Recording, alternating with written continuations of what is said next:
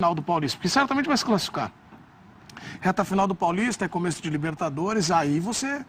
Então, todo aquele período que você estava fora do foco, que você estava se preparando, aí você precisa ter a resposta ali, senão não vai valer de nada. Sim.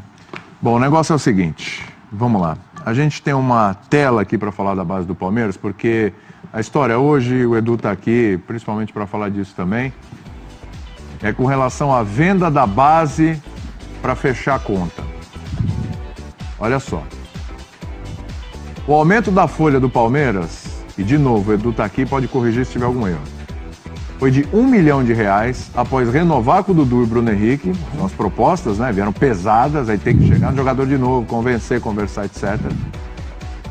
Vitor Luiz e Thiago Santos, tá? Aí o Palmeiras também gastou com novas contratações do ano passado que vieram a estrear esse ano. E a gente já citou algumas delas aqui, entre elas o Zé Rafael, o Arthur, etc. Aí o clube precisa vender jogadores para ajustar o fluxo de caixa. O que acontece? Esses dois jogadores aí, o zagueiro Vitão e o lateral esquerdo Luan Cândido, podem ser negociados com o Barcelona. E o Palmeiras adoraria faturar uns 20 milhões de euros com esses dois meninos, tá? E lembrando que o Papagaio, super artilheiro da base, foi emprestado aí pro Atlético Mineiro, tá? História que surgiu hoje é essa.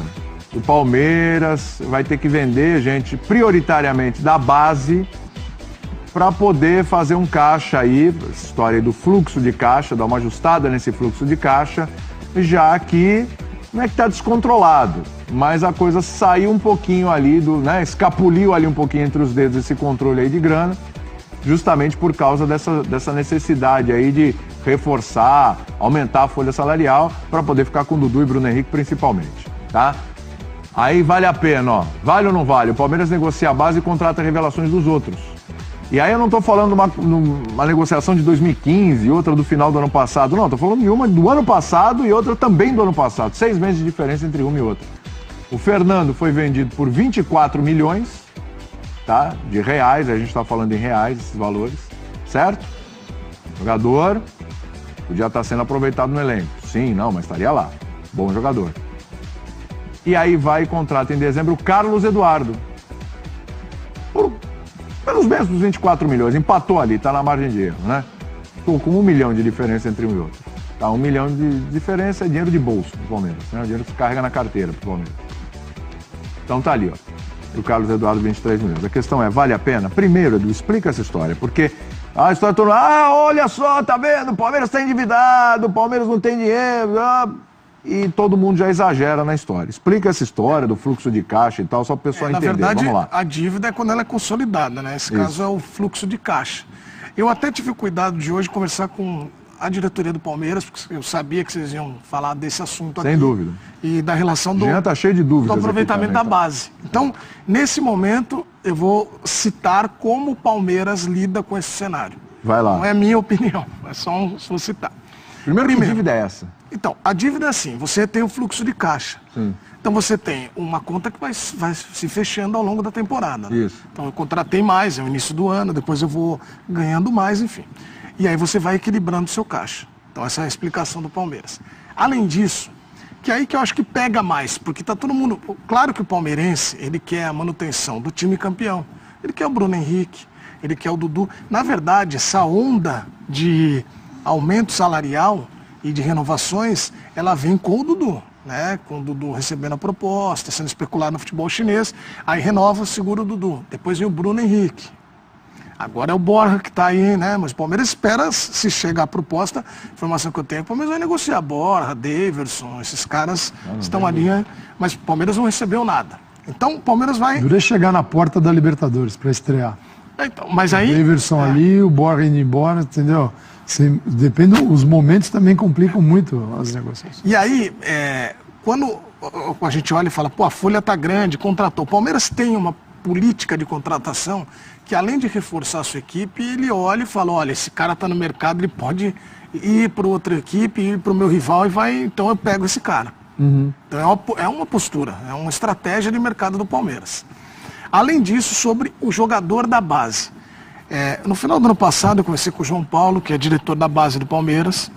Ele veio do Vitória. E aí eu perguntei para ele, o ano passado foi o ano em que a base do Palmeiras rendeu melhor. Bom, foi o melhor ano da história da base do Palmeiras, com grandes títulos. Já fez jogos deles, né, da base, era um time muito forte. Por exemplo, a gente está falando do Luan e do Vitão. 2 jogadores que estão na seleção brasileira de base. Por isso que chamou a atenção dos clubes europeus. De acordo com a diretoria da base e a profissional, o Palmeiras enxerga que hoje o modelo de negócio dele é satisfazer o torcedor. O torcedor espera um time competitivo. E na avaliação do Palmeiras, o time competitivo é montado assim, trazendo o que de melhor está no mercado, gastando. Aí eu perguntei, bom, mas e a base? Aí eu perguntei, por que o terceiro jogador do elenco, na posição, não pode ser um garoto da base? Ele falou, mas aí se engessa muito. Quem garante que o meu terceiro, o zagueiro central, vai ajudar, está pronto já para estar no profissional? O Palmeiras treina junto ali, né? A base integrada com o profissional. Então, quase que via de regra tem um garoto treinando. Então aí eu perguntei para eles, por que não aproveita? Por exemplo, o caso do Fernando, ele fez um gol no time profissional, lá na Bahia. Ele jogou poucos minutos. Mas naquela ocasião tinha Borg e Daverson também como opções, e o Palmeiras chegava ainda terceiro jogador, veio uma boa proposta, nós vendemos. Aí eu falei, bom, e agora, hoje o cenário do Palmeiras? Aí a resposta foi a seguinte, hoje a categoria de base do Palmeiras, ela serve para me dar jogadores para o profissional, mas para vender atletas também. Eu preciso dessa fonte de renda.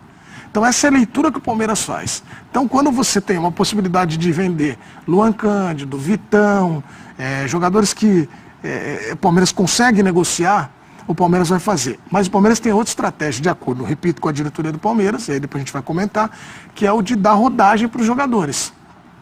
E eles citaram o Vitor Luiz, que estava no ano passado como um dos titulares do time, foi campeão brasileiro, foi para o Ceará e voltou diferente. Só que o Palmeiras fez isso com o Arthur, voltou e já foi de novo, foi para o Bahia. Né, tentou fazer isso com o Johan, mas enfim, o Johan já está pronto, né, mas o Palmeiras emprestou o Matheus lateral para o Vitória, o Ian, então está rodando mais. Então essa é a alegação da diretoria do Palmeiras. Por que a gente não vê tanto esses caras, os garotos no time profissional? É porque o Palmeiras enxerga também que a base pode render frutos na questão financeira. Agora essa é a leitura, né?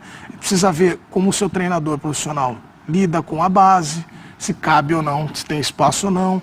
Então o Palmeiras vive essa situação. O Papagaio, por exemplo, jogava futsal há 3 anos, subiu, estava no time ano passado, foi até utilizado, e o Palmeiras viu ali a possibilidade de fazer negócio com ele e emprestou. Ele vai voltar para o Palmeiras diferente. Mas esse retorno, que aí é o que o Zé disse, eu não sei se é tão... Acho que o Vitor Luiz aproveitou bem esse retorno. Mas o Rafael foi, por exemplo, para o Atlético, voltou e não está sendo utilizado. Então, esse é o cenário do Palmeiras. Então, essas são as informações da diretoria. E o Rafael não é da base, né? O Rafael foi contratado pelo Curitiba, exatamente. Então, o Palmeiras tem essa leitura de elenco. O problema é quando você tem alguns setores inchados. Você dá base que não vai chegar nunca. Sim. Geralmente, quando você pega um clube muito bem estruturado e que não está sofrendo para pagar dívida, não está ali enforcado, o caso do Palmeiras hoje, apesar de ele ter que vender para compor o fluxo de caixa, e a informação que eu tenho é que ele precisa de entre 30 e 50 milhões para girar. Para girar. Então, quando o clube está numa situação assim, o que ele faz? Ele vai ao mercado, o Palmeiras tem feito. Tem dinheiro, quer aquele. Quando você tem essa disponibilidade de escolher no mercado, certamente você diminui, né, a porta da base para o profissional é um buraco da fechadura, não é a porta mais, é a frestinha. Então, o último cara grande mesmo que surgiu quando? 2015? É o Gabriel. Gabriel, mas era o Palmeiras que saiu do ano, quase caiu para um ano seguinte tentando mudar as coisas. E ainda ficou no banco com o Oswaldo, e o Oswaldo chegou uma hora, vai. Ele nem foi inscrito no Paulista. Hoje, se ele surge hoje, qual seria o espaço dele? De empréstimo? Porque o clube está no mercado contratando. Então, quando você está muito organizado no clube, você também está organizado na base. Dificilmente está uma zona. Só que essa transferência de jogador da base profissional, ela é minúscula. Agora, a base, a gente também é uma ideia errada, na minha visão, de você achar que a base, ela só produz, ela só tem motivo e função se ela traz o jogador das suas fileiras para o time profissional. Você pode também Você pode fazer vários tipos de jogador. Você tem o fora de série, esse aqui é meu. Se tem jogadores ali medianos, o que você faz? Estou produzindo para o mercado. Vai ter gente que vai contratar e precisa desse jogador. Então você faz jogador para o mercado e para você.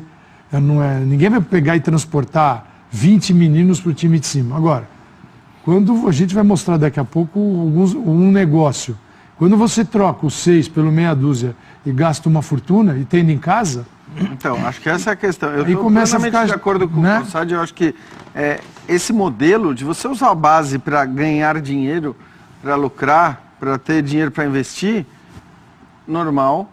Você usar a base para emprestar alguns jogadores, dar rodagem para esses jogadores em outros times do futebol brasileiro, e aí, percebendo que o cara tem condição, trazer de volta para que ele jogue na sua equipe principal, normal também.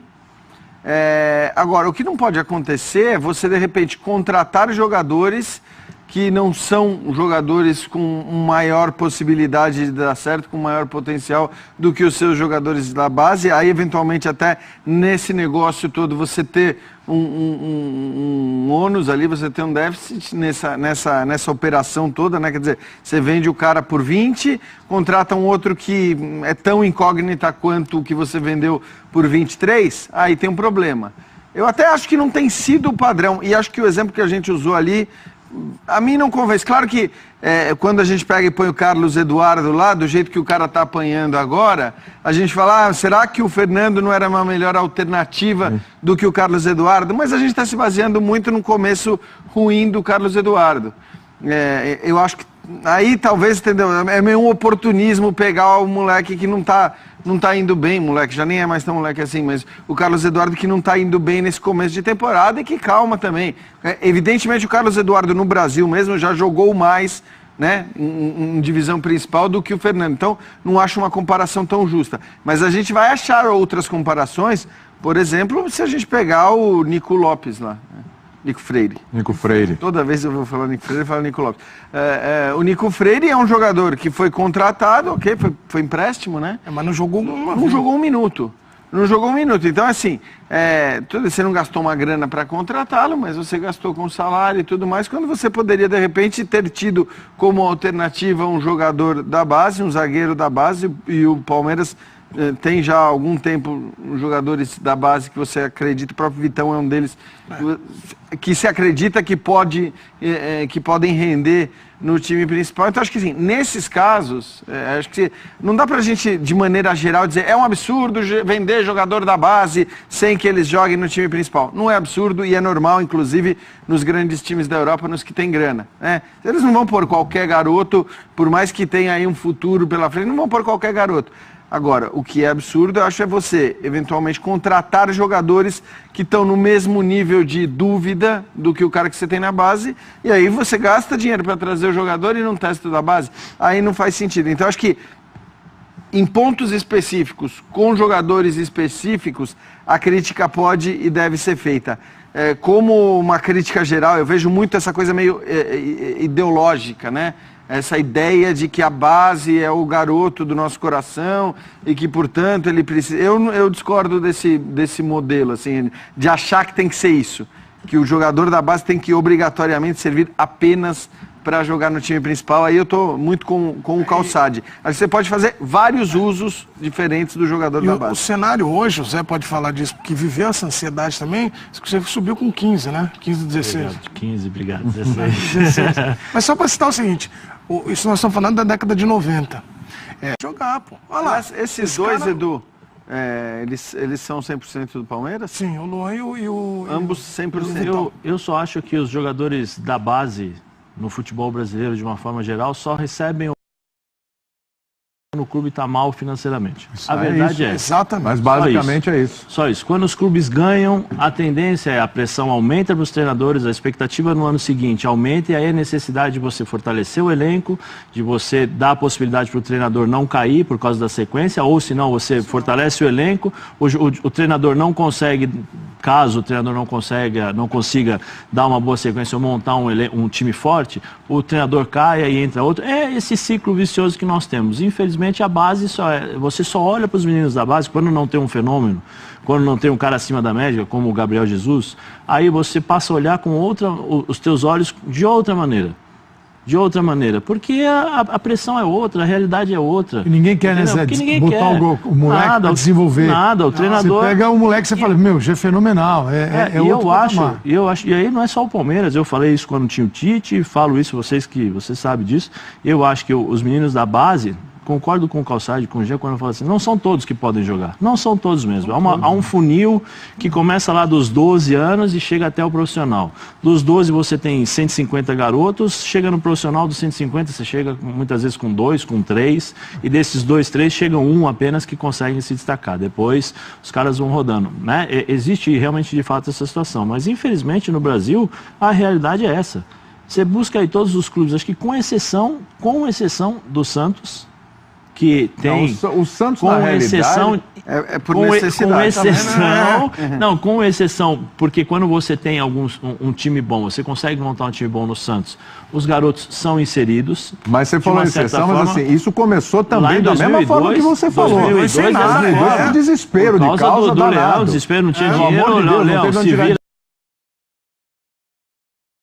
Que estão aí, esses meninos que são Robinho, Diego, então abriram as portas para muitos jogadores o Renato naquele time. Tal. Mas infelizmente a realidade é essa. Eu só acho o seguinte, se você tem um jogador que vem se destacando nas categorias de base, você tem que olhar com outros olhos, de uma outra maneira. E aí eu colocaria para jogar.